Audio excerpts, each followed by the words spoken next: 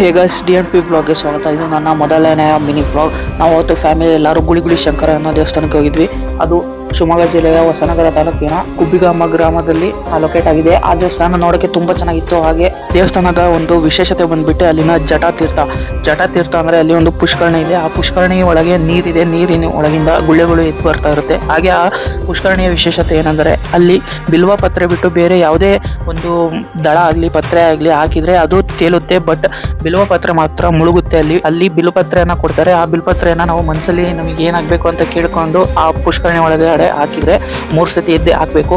3 ಸತಿ ಎದ್ದು ಹಾಕಿದಾಗ ಅದು ಮತ್ತೆ ಆ ಕೆಳಗಡೆ ಹೋಗಿ ಒಂದು 10 ನಿಮಿಷ ಆದ್ಮೇಲೆ ಮೇಲ್ ಬಂದ್ರೆ ನಿಮ್ ಕೆಲಸ ಆಗುತ್ತೆ ಅಂತ. ಅಲ್ಲಿ ನೀರು ಹೇಗೆ ಉದ್ಭವ ಆಯ್ತು ಅಂದ್ರೆ ಶುಕ್ರಾಚಾರ್ಯ ಎಂಬುವರು ಅಲ್ಲಿ ತಪಸ್ ಮಾಡಿದ್ರಂತೆ. ಅವರಿಗೆ ಬಾಯಾರಿಕೆ ಆದಾಗ ಶಿವನನ್ನ ಕೇಳಿದರೆ, ಬೇಡ್ಕೊಂಡಿದ್ದಾರೆ. ಆಗ ಶಿವ ತನ್ನ ಮೇಲಿರುವ ಗಂಗೆಯನ್ನೇ ಹರಿದು ಬಿಡ್ತಾನೆ. ಆಗ ಅಲ್ಲಿ ಪುಷ್ಕರಣಿ ಸ್ಥಾಪನೆ ಆಗುತ್ತೆ. ಆ ನೀರು ಎಷ್ಟು ಪರಿಶುದ್ಧವಾಗಿರುತ್ತೆ ಅಂದ್ರೆ ನಾವು ಕೂಡ ಸಹ ತಗೊಂಡು ಕುಡಿದ್ವಿ ಆ ನೀರ್ನ. ಏನೂ ಒಂಥರ ಬ್ಯಾಡ್ ಸ್ಮೆಲ್ ಇರ್ಲಿ, ಏನೋ ಕೆಟ್ಟ ಸ್ಮೆಲ್ಲೇ ಇರ್ಲಿಲ್ಲ. ಅಷ್ಟು ಚೆನ್ನಾಗಿತ್ತು ನೀರು, ಪ್ಯೂರ್ ಆಗಿತ್ತು. ಆ ನೀರು ತುಂಬಾನೇ ಒಳ್ಳೆ ಮದ್ದು ಅಂತ ಹೇಳ್ತಿದ್ರು. ಎಷ್ಟೊಂದು ಚರ್ಮ ರೋಗಗಳಿಗೆ, ತುಂಬಾ ರೋಗಗಳಿಗೆ ಒಳ್ಳೆ ಮದ್ದು ಅಂತ ಹೇಳ್ತಿದ್ರು. ಪುಷ್ಕರಣಿ ಒಳಗಿದ ನೀರು ಎಷ್ಟು ತಂಪಾಗಿತ್ತು. ಅವತ್ತು ನಾವು ಹೋದಾಗ ತುಂಬಾನೇ ಬಿಸಿಲು ಕೂಡ ಇತ್ತು, ಆದ್ರೂ ಆ ನೀರು ಫುಲ್ಲು ತಂಪಾಗಿತ್ತು. ಜಟಾತೀರ್ಥದಿಂದ ಈ ಕಡೆ ಬಂದ್ಮೇಲೆ ಎಲ್ರಿಗೂ ಬಿಲ್ಪತ್ರೆನ ಪೂಜೆ ಮಾಡಿ ಒಂದೊಂದು ದಡನ ತಿನ್ನ ಕೊಡ್ತಾರೆ. ಆಮೇಲೆ ಅಲ್ಲಿ ಪ್ರಸಾದದ ವ್ಯವಸ್ಥೆ ಕೂಡ ಇರುತ್ತೆ. ಪ್ರಸಾದ ನಾವು ಊಟ ಮಾಡ್ಕೊಂಡು ಬರ್ತೀವಿ. ಮುಂದಿನ ಮಿನಿ ವ್ಲಾಗ್ ಅಲ್ಲಿ ಸಿಗೋಣ. ಇದು ನನ್ನ ಫಸ್ಟ್ ಮಿನಿ ವ್ಲಾಗ್. ಹೇಗಿತ್ತು ಅಂತ ಕಾಮೆಂಟ್ ಮಾಡಿ. Thank you very much. ನೀವು ವಿಸಿಟ್ ಮಾಡೋದಿದ್ದರೆ ವಿಸಿಟ್ ಮಾಡಿ.